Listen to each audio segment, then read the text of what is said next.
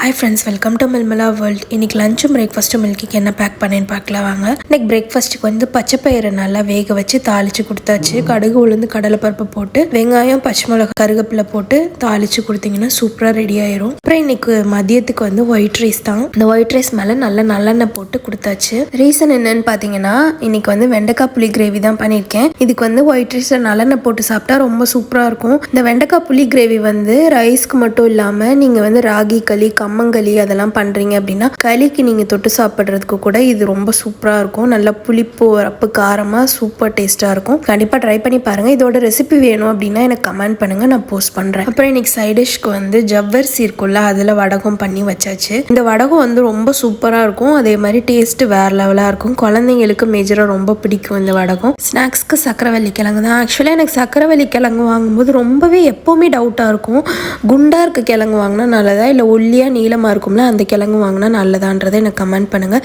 நம்ம சேனல் பிடிச்சா சப்ஸ்கிரைப் பண்ணி லைக் பண்ணிக்கோங்க. ஓகே, தேங்க்யூ, பாய்.